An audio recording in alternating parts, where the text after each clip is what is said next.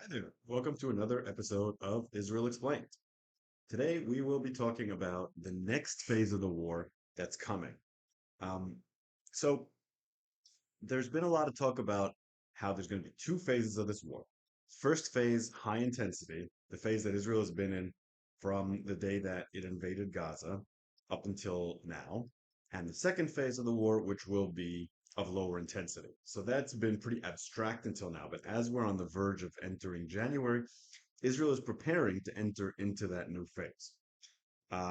It could take 2, 3 weeks, but by the end of January, Israel will have transitioned. I'm going to try to look at what that means and what the IDF is planning for that transition, because we've gotten a lot of signs from them today. So, first things first, the military leadership has been trying to prepare public opinion for this over the last couple of days by talking about how difficult and long the war will be, so that no one expects it to be over anytime soon, so that the transition can be smooth and people are not surprised by it. So Yoav Gallant, defense minister, he said, quote, "This is a long, tough war. It has costs, heavy costs, but its justification is the highest that can be." He also vowed that Israel would punish Hamas over its brutal October 7th attack, whether it takes months or years, end quote. And sneaking in the word years is very telling, and he's not the first or the only person to do that. Chief of Staff Herzi Halevi said fighting in Gaza will, quote, take more months and warned that there are no magical solutions to the problem. So he said, furthermore, that Israel is going to start using different methods so the achievements will last a long time. Now, so we're going to be seeing a change of methods by the IDF, but without abandoning the long-term goals of the operation, which Netanyahu, in a Wall Street Journal op-ed the other day, described as, quote, Israel must ensure the territory is never again used as a base to attack it. Among other things, this will require establishing a temporary securist zone on the perimeter of Gaza and an inspection mechanism on the border between Gaza and Egypt that meets Israel's security needs and prevents smuggling of weapons into the territory. So there's going to be a permanent presence, or at least permanent for the foreseeable future, of Israeli troops, not only on the border, but a kilometer into the border. And Israel is planning to take over, or at least be a strong part of the oversight mechanism on the border between Israel and Egypt, what Israel used to call and probably will call again the Philadelphia route over there. But that's not all that Israel plans to do. You can't really control Gaza just by controlling the perimeter, even though that's very important for securing the border. The way Israel envisions its future security apparatus in Gaza is that it will constantly be raiding inside Gaza and constantly taking on Hamas infrastructure to make sure it can't amass the kind of strength that it had before. So right now, Israel is fighting, the IDF is fighting in the Burej refugee camp, which is right in the middle of Gaza between Khan Yunis and Gaza City. It's going to evacuate a strip in Burej and in the area adjacent to it on both sides, planning to create a buffer zone of about a mile long inside the strip, dividing it into two. The IDF is going to remove, or has removed, in the process of removing 18,000 Gazan civilians so that that area can remain firmly in the hands of the IDF. So the citizens there are not expected to ever be able to return to their homes or to be able to return to their homes anytime in the near future. The refugees who have been displaced in this war living to the south of the Burej line, which is pretty much the entire population of Gaza, plus the people who are living in the south, will not be allowed to move back to the north, at least for the foreseeable future. So right now they'll be herded, or have already been herded, into Rafah and into the southeast of the Gaza Strip. So the operation in the north is going to die down. It already is. The population there is not going to be allowed to return, which will help keep that area free of terrorists. If anyone pops up there, Israel will assume that they're terrorists. The area of Burej, the center, will be under direct Israeli control. Now, Israel is finding a loophole in this whole idea of drawing down the intensity of the conflict because in Khan Yunis, Israel plans to escalate and it doesn't plan to stop until all of Khan Yunis is in Israeli hands. So what you might be seeing is Israel saying, oh, we're taking down the level of firepower, we're moving to the next stage, when really it's fighting just as intensely in Khan Yunis as it has been anywhere else throughout the war. But everywhere else, it will be fighting at a lower intensity. So you might see raids going into Rafah and into other areas to the south. But in Khan Yunis, over the next 3 weeks, Israel will openly be fighting at its heaviest, perhaps even escalating. And I'm not convinced that after that, Israel will try to carve out Khan Yunis as an exception to this rule because it's still a while away from breaking the resistance of Hamas in Khan Yunis. I'm not sure 2, 3 weeks would do it, although they might be holding the vast majority of the area above ground by the end of that. And there's two reasons Israel is not going to let go of Khan Yunis and bring down the level of fighting until it has to. One is that's where Sinwar and the rest of the Hamas leadership are, and Israel feels if it brings the operation down before taking out Sinwar, Muhammad Deif, and others, it will look like a defeat. I have no reason to believe that Israel will be able to get them in the next 3 weeks, but it's really hoping to, and will make it the operation go on longer at a high intensity to try to make sure that that happens. So within a few weeks, Israel believes that all of Gaza but Rafah will be in Israeli hands, at least on the surface level. And it will have that security zone in Burej dividing the north from the south, making the north far more secure. And also, part of the idea here of keeping the north empty is that Israelis living in the Gaza envelope will be able to return to their homes with more confidence. Burej is also right now where the rockets that are still being shot at Israel are mostly coming from. So if Israel takes that area over and demilitarizes it, or I should say removes Hamas from it, then the entire country will be safer from rockets as well. And that's a major part of the idea here. So that's the plan.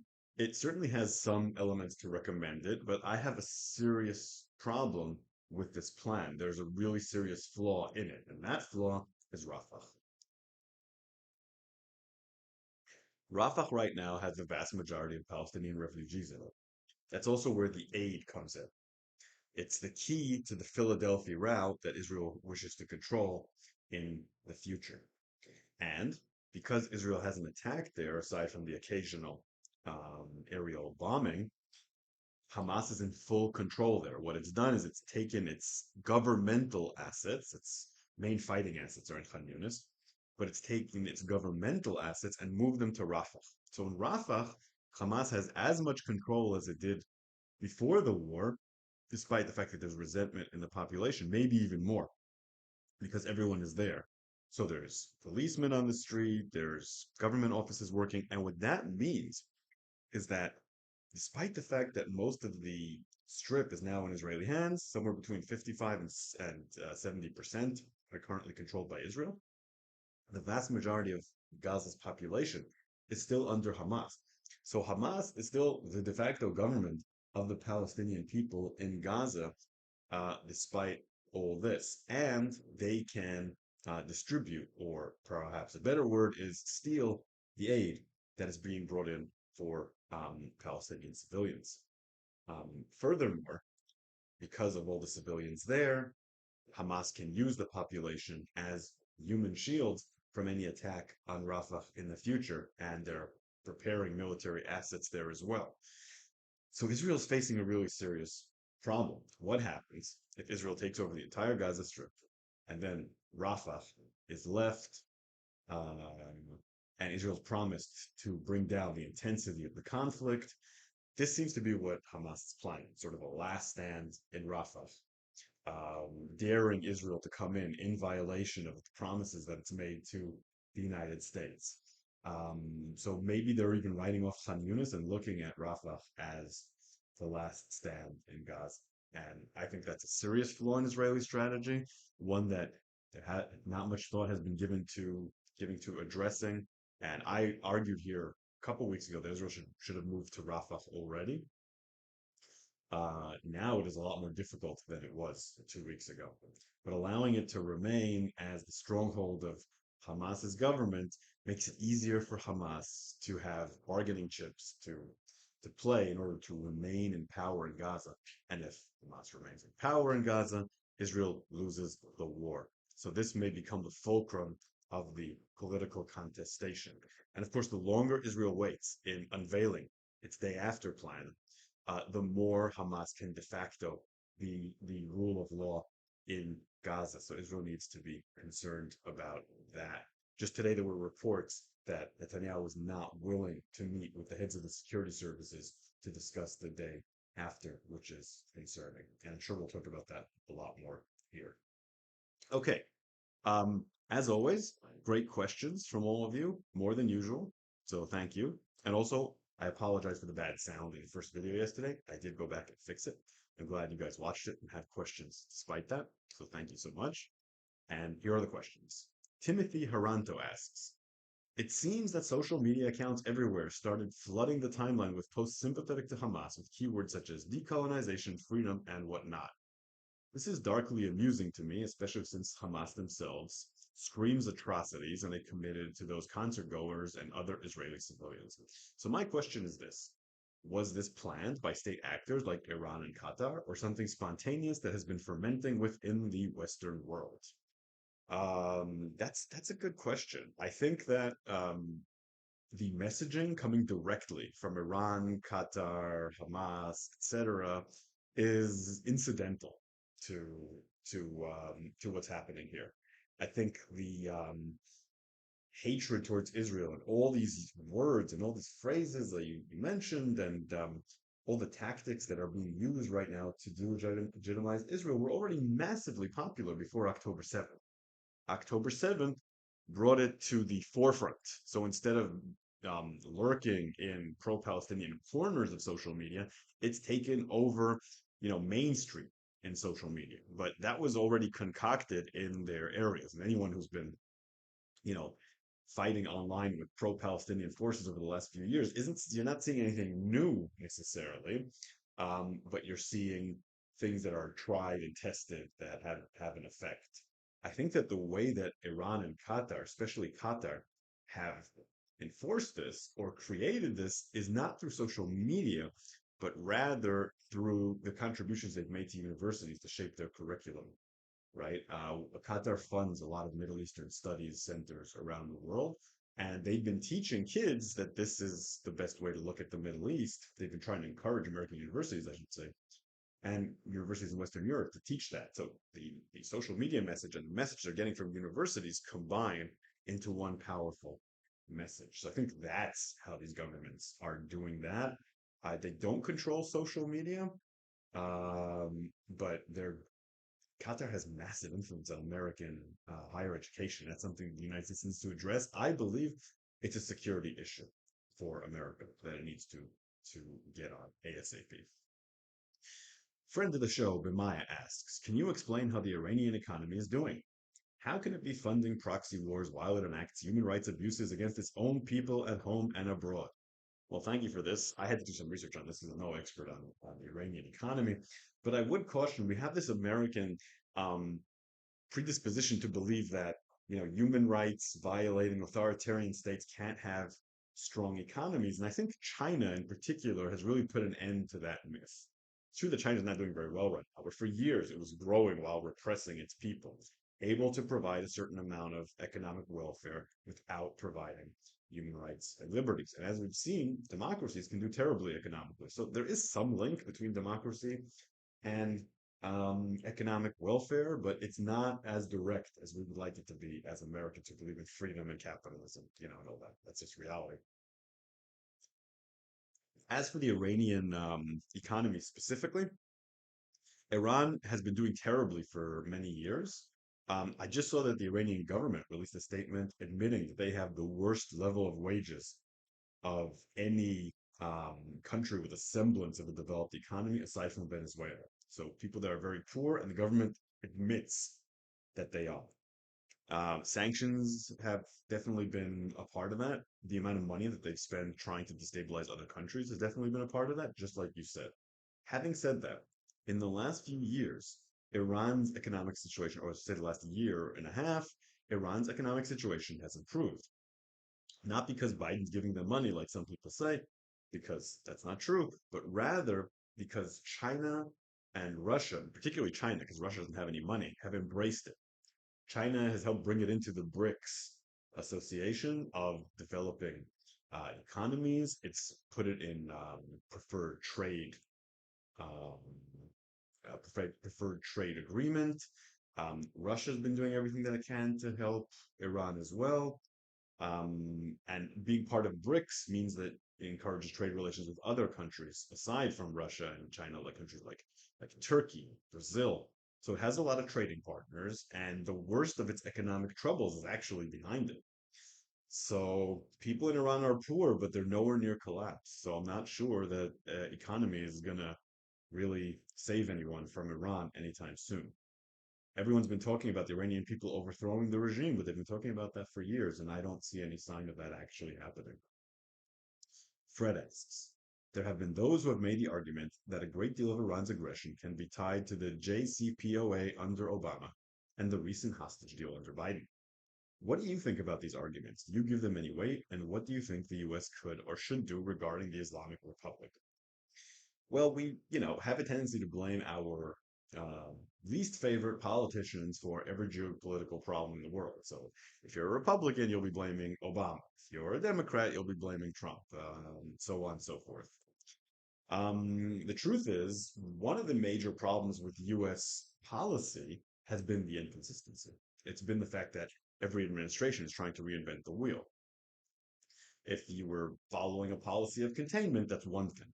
But following a policy of containment, then coming to an agreement with Iran, which is another policy that has something to recommend it, then withdrawing from that, then trying to come back to that the way the Biden administration did, I think the main problem isn't the policies, it's the inconsistency. And that has definitely emboldened Iran, the feeling that America doesn't really stand behind what it's doing, that's not reliable. It's also weakened the United States standing with its allies.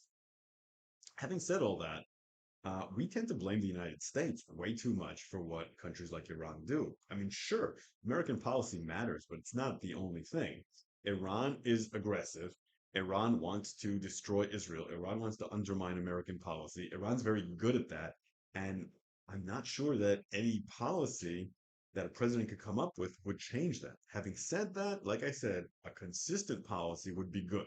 Either we're trying to contain them or we're trying to do rapprochement with them. This combination of nothing has led to a disastrous policy um, against vis-a-vis Iran. Syra asks, why are Saudi Arabia and the United Arab Emirates issuing an ultimatum to Palestinian President Mahmoud Abbas, demanding his resignation and the dissolution of the Palestinian government? Thanks, Syra, as always, for the great question. Here's why.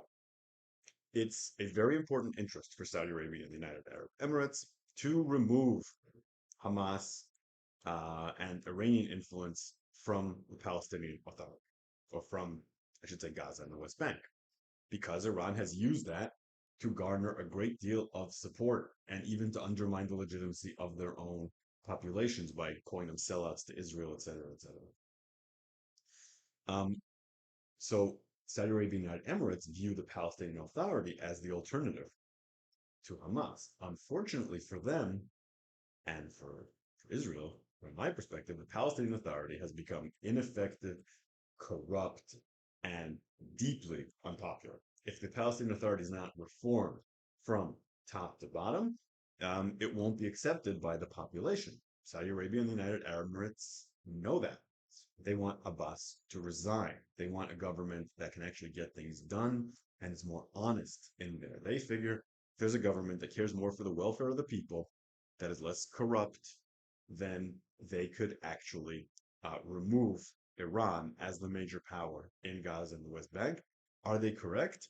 In theory, yes. this is something that could work and could be a great thing for Saudi Arabia and the United Arab Emirates, and they definitely should try. And that's why they're asking for that. Finally, Anthony asks, if Israel can assassinate an Iranian official for supplying weapons, what should we say about the US and Western nations supplying weapons to Israel? Should the officials of those states also be targets? Well, obviously there's a lot to unpack morally behind that question, but of course the official that Israel assassinated in Syria is a an Iranian general who is using these proxies as instruments of Iranian foreign policy. So he's a military target, and therefore, by any standard of international law, sorry, can be targeted by Israel for assassination. As for the United States, if the United States have um, generals in Israel, for example, working with the IDF, um, technically, Iran or Hamas, while they're at war with Israel, could target them as well.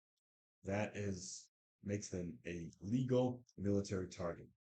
Um, Assassinating the American officials who are not military is a different story, and that is illegal. It's also technically illegal for Israel to assassinate um, Iranian military leaders Iranian civilian leaders because they're not legitimate military targets. Okay, so that ends our video for today. Hope you've been enjoying these. If you do, consider supporting Shael Media on Patreon. So go to Patreon, Shael Media, and contribute. Also consider following the History of the Land of Israel podcast. I will see you here tomorrow. Thank you so much for joining me.